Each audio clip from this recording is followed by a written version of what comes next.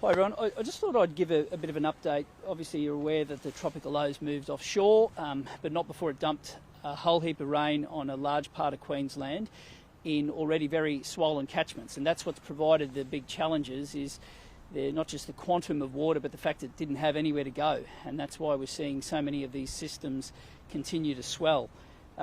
Overnight and again this morning there were several rescues, and rather than focus on the situation, how those people got themselves there, I want to focus on the response of the emergency services, and I want to say thank you to them.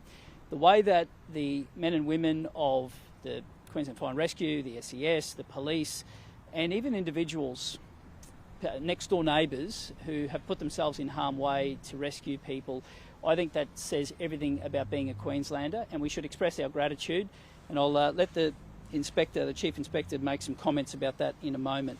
I just wanted to outline some preparations, and then we'll sort of talk about where we are. But in terms of some of the preparations, there's been a lot of door knocking that's happened throughout Bundy and the Burnett area in general, and I'll ask the Mayor for some contribution in that. And Helen, I want to thank you for your leadership during this time, I really do. But we've also pre-positioned a lot of assets. There's an extra 30 police who have arrived to bolster the local troops. There's water police that are joining them. We've got an additional volunteers from the state emergency services across the state, fireys, ambos, have all come in, and what they do is they work with the locals who have that local know-how on the ground, and by doing so we can make sure that the assets are there that are pre-positioned. We've got 4 swiftwater rescue crews, we've got access to several helicopters, so the pre-positioning work has been done, and that leads any community to feel the comfort, but also to know that if things ever do go sour, that the preparation has been done. My message to people overwhelmingly is to please familiarise yourself with the disaster.qld website, which is the single point of truth. And we've done a lot of work over the pre-Christmas period to make sure that everything goes back to that website, including Council's disaster dashboard. All of the school closures information is always there, and that's the single point of truth, and we urge people to go and connect with that. I just want to turn to some other areas and just give you a scale of the magnitude of the challenges that have been in front of us. Throughout the event, there's been 760 roads that have been impacted in one way or another. And that shows you the scale of this event across such a large part of Queensland, north to south, east to west. And in some cases, it's not just flooding, there's been significant damage. I was just sent an image from the Burnett Highway, which shows the challenges and shows why you should never drive on flooded roads. But there's significant damage, and it's really important that we mobilise quickly, and I just spoke to the Transport Minister to make sure that's ready to go. Likewise, there's been a lot of work done with pre-positioning those inspectors, those engineers, so the moment that water falls below the bridge, it can be assessed and reopened really quickly, and that's important to get communities back on their feet as quickly as humanly possible. During the course of today, there were 4 state schools, 5 independent schools that were closed, but again, disaster.qld.gov.au, and John Paul Langbrook will make sure that information is up there in real time. We're certainly keeping an eye on the agricultural impacts. We've had 73 disaster surveys that have been returned, and whilst the early signs are, that's only a snippet that's there, there's already been approaching 1,000 livestock lost and significant damage to some crops. I'm going to be going to inspect those in the days ahead, just to ensure that the primary producers and the communities they support know that they also won't be forgotten, and we continue to work with those impacted to the west of the state as well, to make sure that they aren't left behind. During the course of this direct event here in this local area, there was around about 1,000 properties without power. Some significantly good work done by Ergon Energy, and I do want to thank the crews in the way that they've minimised that. One of the substations was only just turned off about an hour ago, so they de-energised that, and we've learned a lot in recent times, and what they do is they de-energise it, they seal it as well as possible, and by doing that, the moment the water recedes, they should be able to get it back up and running. That hasn't impacted directly a large number of homes and businesses because they planned and they were able to carry the load through other systems. Again, good work, and we saw what happened previously when that wasn't the case, and oil samples had to be tested and taken away. and power was put offline for many days. That's always been the business as usual. So we have improved things, and people will be the beneficiary of that. On telecommunications, we had a dozen sites that were out earlier, but Telstra have reconnected that, so that's good news. So now I want to turn to the immediate priority areas. First, to the southwest of the state, we still haven't seen the peak for many of those communities. So towns like Bundaberg are still isolated, and it's still going to be some time before the bulk of that water comes through the Georgina and the Aire systems, and it shows you how big southwest Queensland is and also the challenges they face. I want the people of the southwest to know they certainly won't be forgotten, and we'll be there with them in their recovery. Obviously Gympie, a community that's no stranger to flooding, but we're certainly keeping an eagle eye, particularly on those agricultural communities around it, places like Tansy and Goomeri, the early reports are there's been some significant damage for individuals, which we'll be keeping an eye on. To Rockhampton, a lot of this water will flow into the Fitzroy. That will be some days away again, but we'll be making sure that as we flick the switch here from response to recovery, that we also are preparing to respond to whatever happens in Rockhampton. But that leads me to what I wanted to discuss about here, and that is regarding the Bundaberg community and indeed North Burnett. I spoke with Mayor Councillor Les Hotz early this morning, and the peak in both Gayndah and Bundaberg was just below impacting homes, which was really a blessing for that community. That won't be the case here in Bundaberg, and the Mayor can unpack that, but we've been keeping an eagle eye throughout the early hours of this morning until now on the gauge at Walla, which is a key indicator of the impacts that will be in Bundaberg. That gauge is around about 19 metres at the moment, and that means that there will be a large number of homes that will be impacted overnight into the early hours of tomorrow. I'll get the Mayor to explain what that means for her community, but I'll make this observation, and that is if you get a message from authorities, if somebody knocks on your door, if you can seek shelter with friends and family at higher ground, if you are one of those properties that's below that 7.5 metres, that is good advice that should be heeded.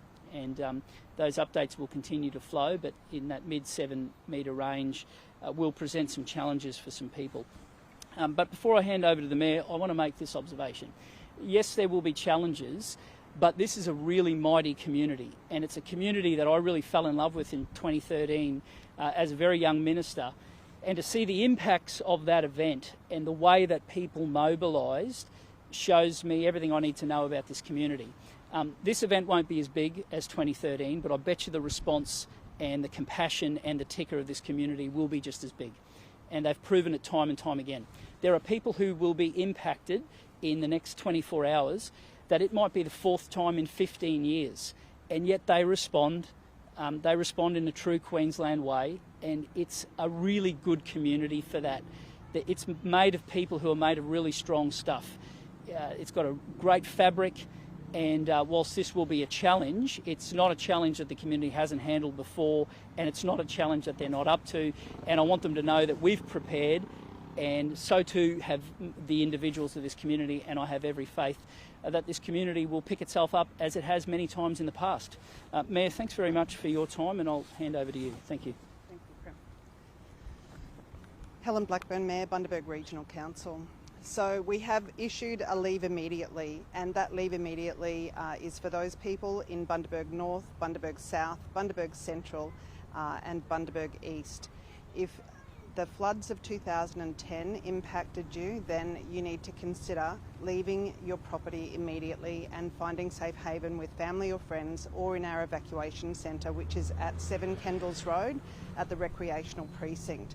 So there is Red Cross there manning that site to ensure that you're safe, you're fed, and you're able to have a sleep there tonight and be safe in the knowledge that your family are with you and are safe as well. So if anyone has any medical conditions and is on the north side of the river, we encourage you to evacuate to the south side, where you can get medical assistance should you need it.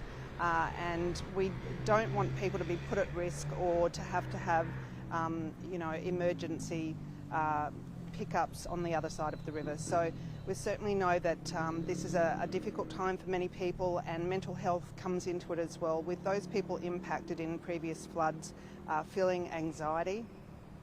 And I just say, let's be kind to one another. So let's all work together and be kind. Thank you. Do you have an update on how many impacted? Yeah, sorry. Sorry, that choke was coming. So 280 homes impacted and 120 businesses. How does that look? Is that low-lying inundation? Is that Yeah. a metre up? So low-lying inundation. So for those homes that may be, those homes that may be low in low-lying areas, but also the homes in low-lying areas that may have bricked in underneath. So they're the homes that are most likely to be a problem. You named quite a few suburbs. There's there. 4 suburbs, yeah. Do you have any specific streets to maybe narrow it down? There are specific streets, but all of those streets are being door knocked. So we have council staff out with police and, I'm not crying, Paul Butel. There are council staff out with police and SES door knocking those areas and streets that we specifically know that we want for people to evacuate from, and they have been warned that they need to leave immediately. What is the response been like? Are they starting to make their way out of houses? As far as I'm aware, yes, and we haven't had a lot of pushback, so I'm expecting the community will comply. We're not new to this. We've done it before. We know what it is to have to work with authority and do the right thing. So I expect that we'll definitely get the response that we need, because people do want to do the right thing and they do want to make sure that they get away safely, because we can replace possessions, we can't replace people. Have there been residents that have chosen to stay, and if so, what's the advice? At this stage, I'm not aware of residents that have chosen to stay. However, for anyone that may be thinking that they want to stay because they want to protect their property, I would encourage you not to do that, because you're putting someone else's life at risk if they have to come and save you from your property.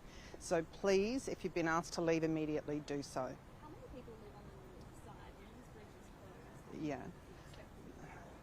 10,000? And based on previous knowledge of other floods, how long does that take to reopen? Is it days? Is it a week? We're in consultation with the BOM.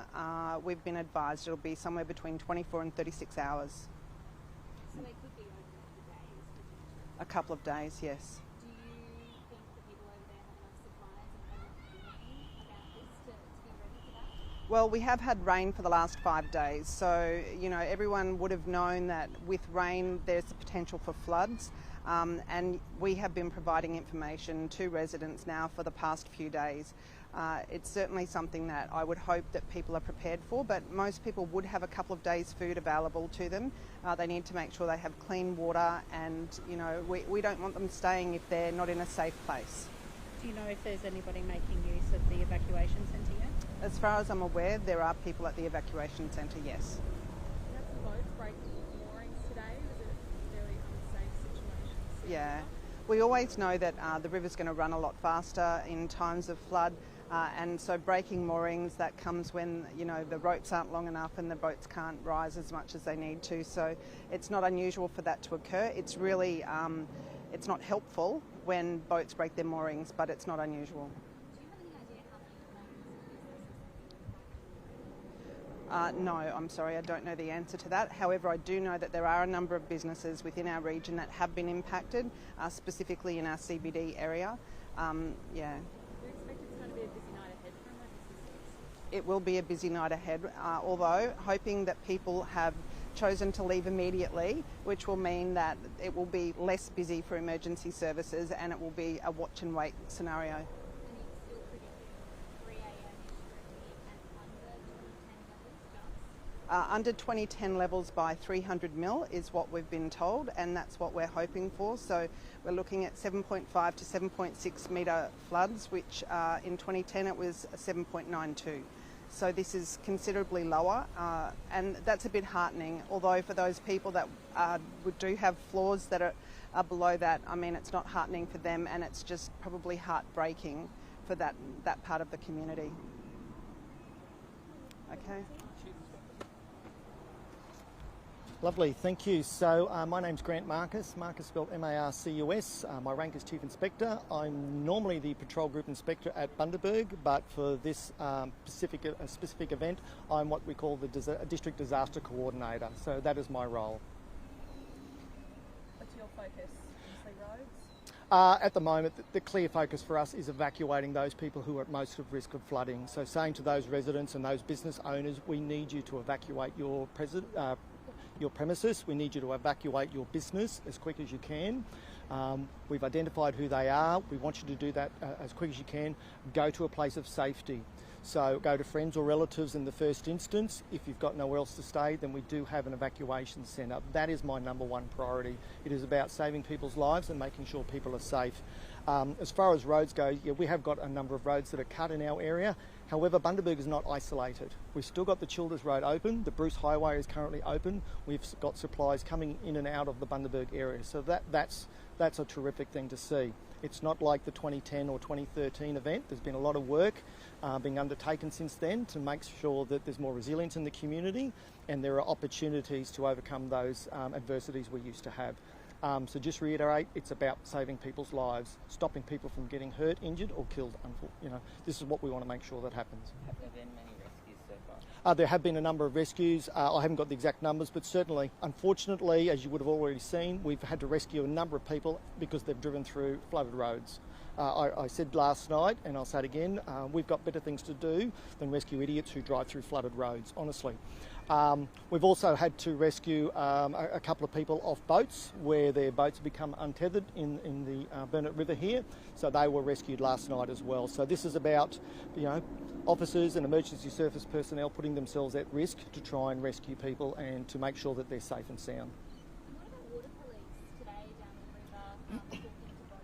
So we do have water police up here. We will have water police up here, but the speed or the velocity of that river system, it's way too fast. It's too unsafe for those vessels to go on there. However, we will be utilising those if we need in this floodwaters where we don't have those sorts of speeds or currents. So they will be utilised to assist people. But like I said, the aim is for people who have been given that message, who've been door knocked to say you need to leave and you need to leave now. We really need them to adhere to that message. In 2010, what I say to those community members, if 2010 you did not evacuate, we want you to evacuate on this occasion because your safety is paramount. Those who were affected in 2013, you know who you are, you would have evacuated by now because you would understand the importance of this. So we're saying to people, please do that. That will mean we don't need to put the water police in the rivers, in the water, in the flood waters to try and save people. It means that we've got other things that we can concentrate on.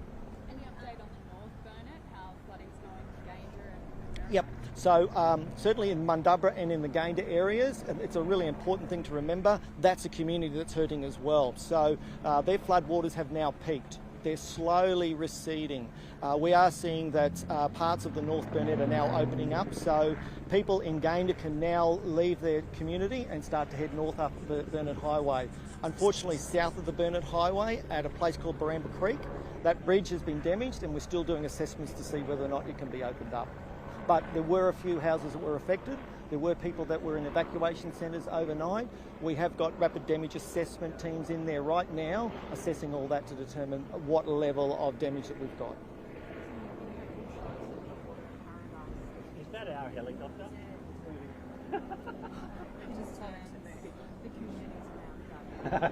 So what happens is Sunwater have a number of alert levels that they go to, and that generates messaging. I'm one of the people that get the messages, which is fantastic. So other community members downstream will get the message. There's also a massive audible alarm now at Paradise that goes off if they believe that there's an issue with the structure. Can I just say there's no issues with the structure of the dam. It is, from all the information we've got, it is safe at the moment. The concern is obviously around the amount of water going over the dam and what impact that will have on the communities, particularly here in Bundaberg.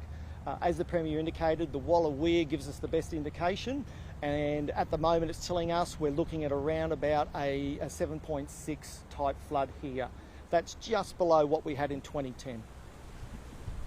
Sorry, question for the Premier. Thanks, Chief Inspector. Thank you.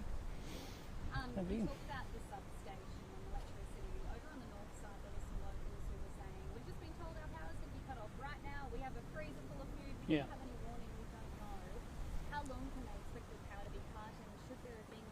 Yeah, if people are in harm's way, Ergon will make a decision to disconnect it so that they're not out for many days, so that they can repower it when it comes.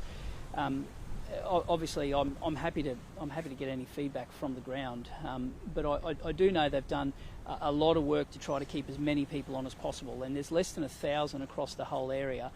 And based on the work they've done on that substation, that means that they can reconnect people far quicker than what we've seen in the past, and that makes a big difference to get people back on their feet.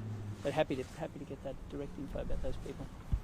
And Premier, just one about the electoral boundary review. Are you concerned about the fact that some seats might be lost or some electorates might be involved? I haven't seen it.